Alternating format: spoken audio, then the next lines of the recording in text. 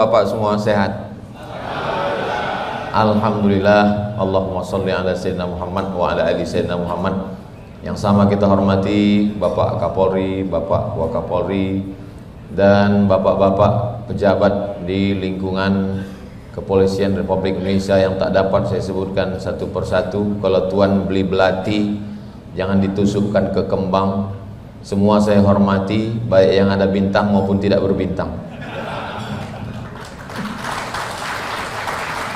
Kapolda, Kapolres, Kapolresta, Kapolsek, Babin Kamtibmas, baik yang ada sekarang di Mabes ini maupun yang mengikuti secara online, karena acara kita ini dua, hibrid, campur antara yang offline dengan online. Jadi ini acara ini ada yang alam nyata dan ada alam goib. Insya Allah semuanya mendapatkan keberkahan dan kebaikan, insya Allah, amin ya rabbal alamin. Salah seorang teman saya, Ustadz, buat pondok pesantren. Kebetulan Ustadz teman saya ini berbeda mazhab dengan saya. Dia berjenggot, saya tidak berjenggot. Lalu masyarakat menuduh pondoknya ini pondok radikal. Namanya bisa nanti saya kasih tahu. Saya tidak sebut nama dan daerah, menjaga kode etik jurnalistik. Terus saya tanya, gimana caranya supaya pondok kamu itu selamat dan masyarakat nggak nuduh radikal lagi? Katanya, saya undang Kapolres dengan Babin Kamtibmas. Akhirnya setelah Kapolres datang, Babin Kamtibmas datang, sekarang kami tidak dituduh radikal lagi. Kalau ada anak nakal, jangan dipukul dengan daun kates. Insya Allah Ustadz Somad pun tidak lagi disebut radikal karena sudah ceramah di Mabes.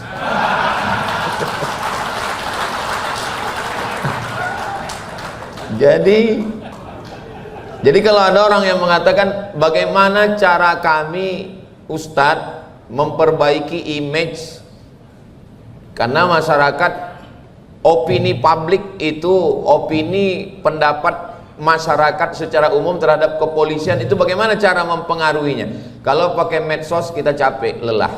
Jadi cara yang paling efektif adalah ya memberdayakan yang ada.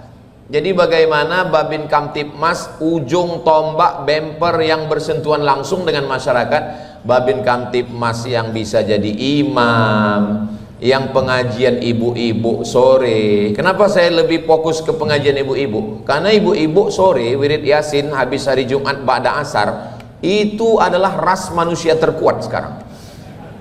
Karena semua bapak-bapak takut pada ibu-ibu. Dan beberapa Kapolda kabarnya itu di rumah ada Kapolri. Nah, jadi yang tepuk tangan, yang enggak kita curigai juga. Jadi kalau imamnya Babin Kamtibmas, yang ngajar ngaji anaknya malam Babin Kamtibmas, yang ngajar istrinya pengajian sore Babin Kamtibmas. Lalu datang orang mau memprovokasi bahwa polisi jahat. Ya sulit. Kenapa? Karena orang ketika dikatakan gitu, ya nggak mungkin orang imam kami di sholat polisi kok katanya.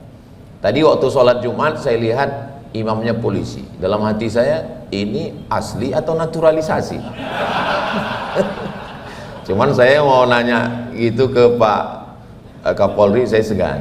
Nah, tapi saya menduga itu asli. Tapi asli itu Pak ya? Asli, Masya Allah. Suaranya Masya Allah lembut.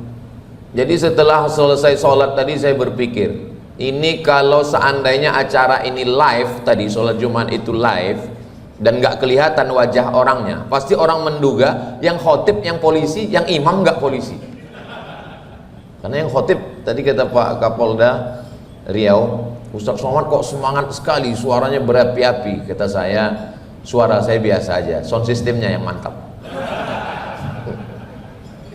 Jadi masyarakat hatinya disentuh karena anaknya diajar ngaji. Coba kita lihat Pak Pane tadi, Pak Pane yang ada di Aceh, Gayo Luwes.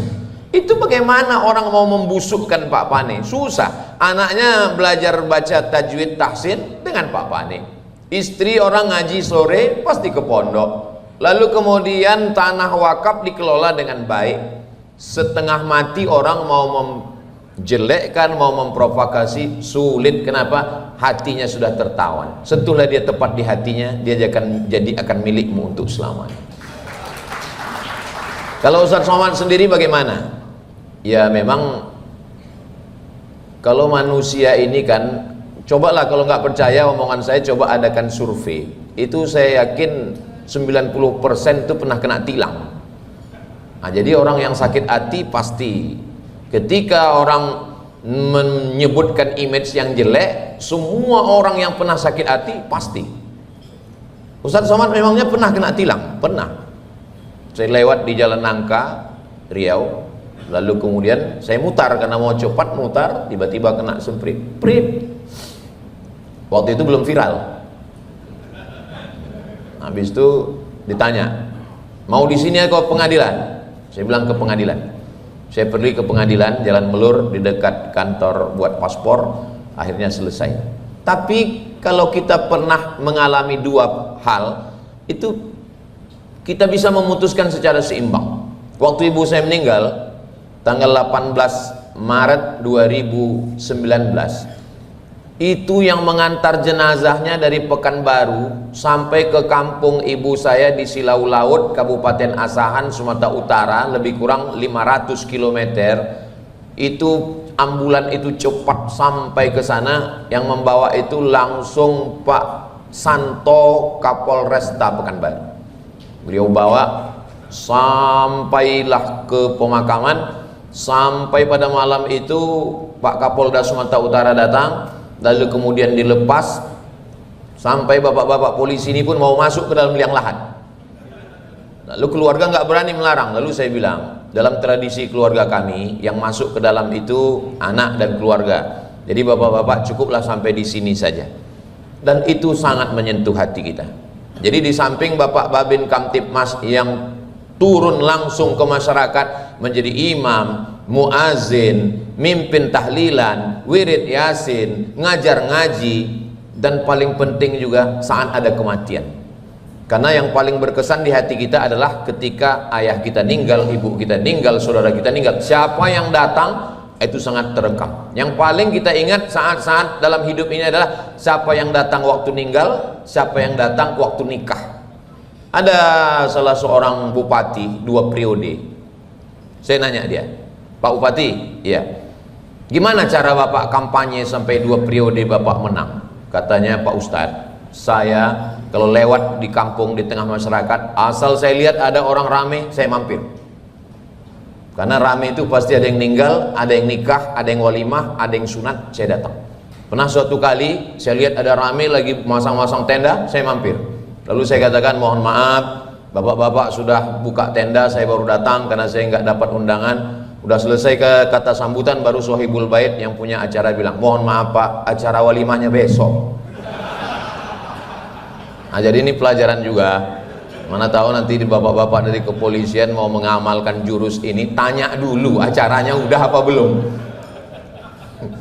Karena itu sangat berkesan kalau kita jenguk. Apalagi kami sebagai yang bukan aparat, bukan polisi, yang tidak berseragam, melihat bapak-bapak datang itu luar biasa. Bapak kan nggak merasakan itu, karena bapak bukan orang sipil. Tapi kalau bapak sebagai kami masyarakat biasa, polisi nggak perlu ceramah, nggak perlu tablik akbar, datang aja. Tidurnya pun disegani orang. Jadi nanti datang, duduk, dengar, diam, ngantuk-ngantuk dikit nggak apa-apa. Nah ini. Nah, jadi kalau itu disampaikan, dikerahkan, saya setiap Rabu subuh di sepanjang jalan Kamboja tempat tinggal saya itu ada 2 musola, ada 2 masjid. Masjid besar, masjid kecil, musola kecil, musola paling kecil. Nggak taunya, malah nggak dapat ditolak, untung tak dapat diraih, memang sudah ditakdirkan Allah. Tiba-tiba di masjid yang paling kecil, yang sejak saya ngajar di situ udah masuk tahun ketiga, mic-nya paling bermasalah. Sekuat apapun saya ngomong, suara nggak keluar. Subuh Rabu, pas saya baca Riyadhus Shalihin, disitulah di musola yang kecil itu datang Kapolres Kampar, datang ke situ menyerahkan bantuan. langsung ke pengurus masjid musola. Lalu saya sampaikan setelah pengajian, saya bilang, saya kasih tahu kepada 2 masjid yang besar dan 1 musola, jangan tersinggung, jangan sakit hati.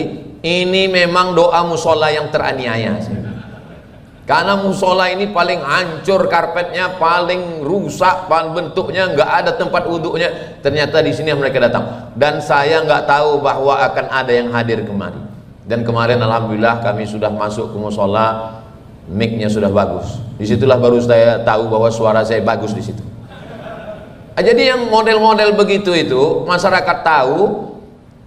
Polisi adalah masyarakat yang dipakaikan baju seragam, sehingga ketika dia menyatu dengan masyarakat, orang yang menjelekkan, membuli, membusukkan, masyarakat sendirilah yang akan membela dia, insya Allah. Saya yakin dan percaya itu. Dari detik ini sampai masa akan datang, insya Allah apa yang saya sampaikan ini baik. Masalah bahwa orang senang dengan kita, ya nggak bisa. Man yazunnu, siapa yang menyangka, annahu yaslamu min alsinatin nas, siapa yang menyangka bahwa dia akan selamat dari komentar lidah orang, fahuwa majnun, maka dia adalah orang gila. Jadi kalau kita mau berusaha baik di depan siapapun, ya nggak pernah ada baiknya. Yang diingat orang pasti jeleknya. Itu kalau di simpang 4 jalan kan ada bahasa Inggrisnya traffic light. Traffic light itu kalau terjemah bahasa Indonesianya apa kira-kira? Lampu lalu lintas. Tapi terjemahnya ternyata tidak itu. Lampu merah. Padahal ada hijau dan kuning. Kenapa orang ingatnya merah? Karena merah itu menyakitkan. Walaupun peci saya merah. Karena orang selalu kena lampu merah, padahal dia sering juga kena lampu hijau. Itu filosofi bahwa sebaik apapun kita, orang pasti akan ingat selalu yang tidak menyenangkan. Jadi kita berbuat untuk masyarakat sesuai dengan apa tupoksinya. Setelah itu biarlah Allah Subhanahu wa taala yang menilai. Allah menjaga. Sehebat apapun manusia, janji Nabi sallallahu alaihi wasallam, la ini jitama'atil ummah, berkumpul semua manusia, ala ayyadurruka bisyai'in, untuk memudaratkanmu, menyantetmu, membunuhmu, membulimu, menganiayamu, lan yadurruka, mereka tidak akan mampu illa qad kataballahu alaik, kecuali sudah ditetapkan Allah. Kita yakin pada kekuatan innama amruhu iza arada syai'an ayyakula lahu kun fayakun. Saya yakin itu. Saya berangkat dari rumah, jadwal saya ke Jabodetabek ini setahun 2 kali Pak, 6 bulan sekali.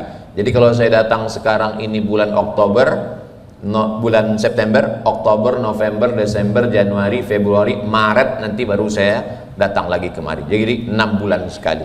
Ini saya jelaskan supaya apa? Jangan ada dusta di antara kita. Jangan nanti tuduhannya, Ustadz Somad itu susah sekali kalau musola yang undang, tapi kalau Pak Jenderal Listio yang undang dia datang. Nah, ini perlu saya jelaskan. Saya datang kemari memang sudah terjadwalkan, karena ini jadwal kita sejak lama. Nah, jadi saya dulu waktu Bapak Wakapolri Pak Saprudin, ibu beliau meninggal, dibuat acara haul di Sulawesi.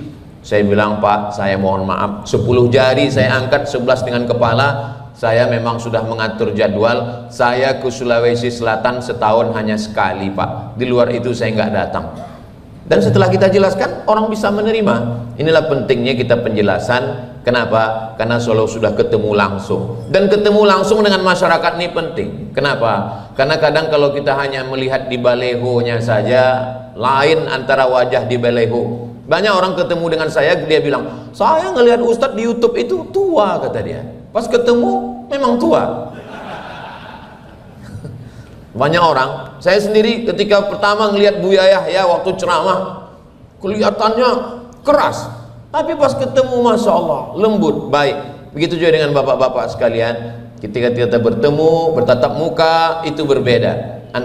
Makanya penting sekali bertemu dengan masyarakat, berdialog, dekat dengan masyarakat. Kalau kita sudah dekat, tangan bersentuhan, wajah tersenyum, pernah kita bantu, kita tolong, maka insya Allah siapapun yang mau merusak hubungan kita tidak akan bisa.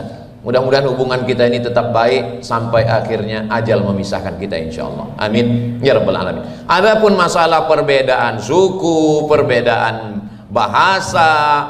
Memang Indonesia ini unik, Bapak Ibu sekalian.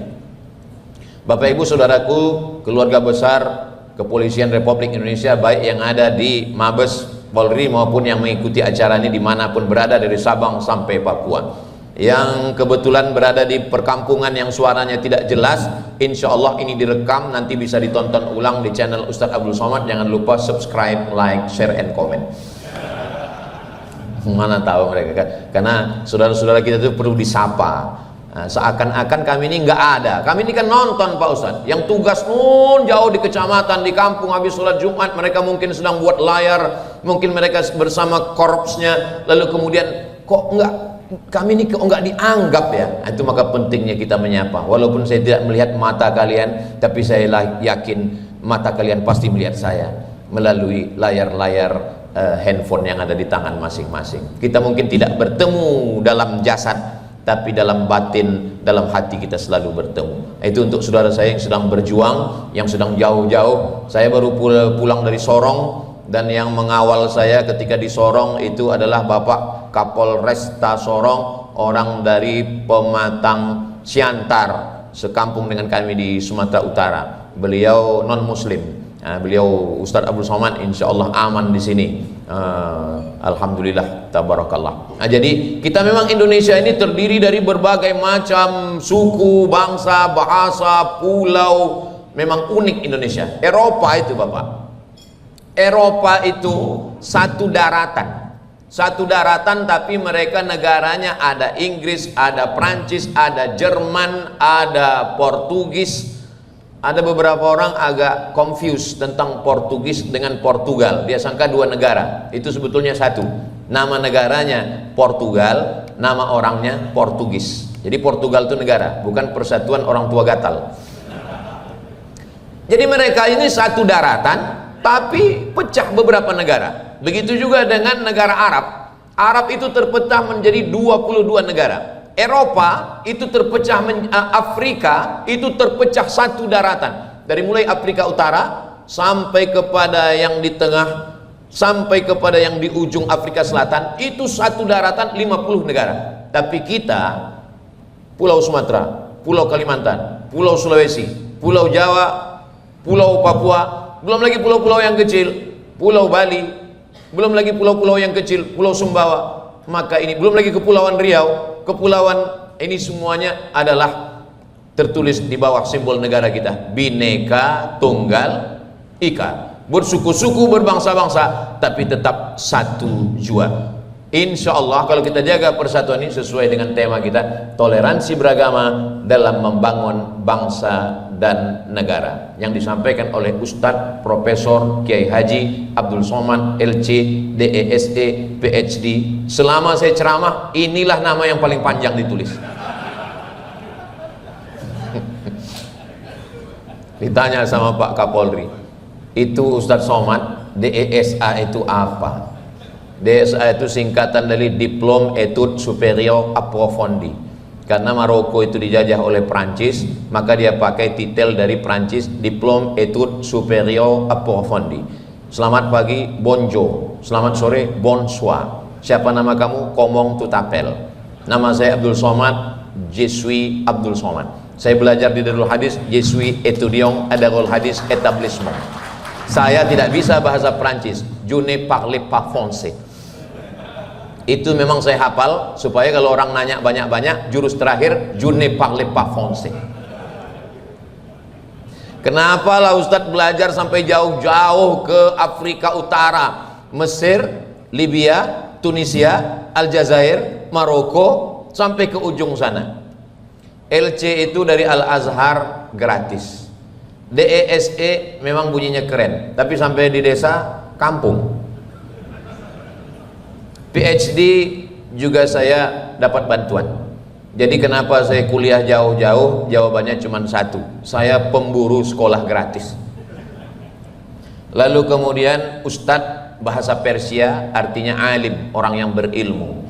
Lalu kemudian profesor, saya dapat visiting profesor dari University Islam Sultan Syarif Ali Brunei Darussalam, visiting profesor dari University Malaysia Sabah, visiting professor dari University Islam Melaka, Unimel.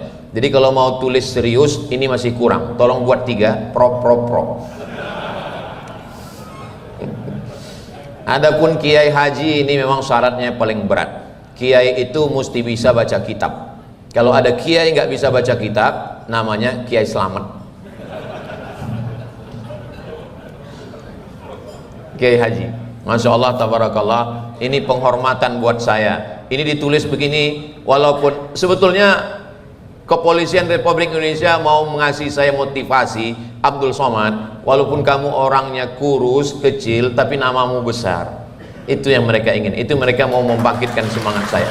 Biar supaya saya pede ngomong di sini. Coba kalau tadi panitia nulisnya cuman UAS, ujian akhir semester.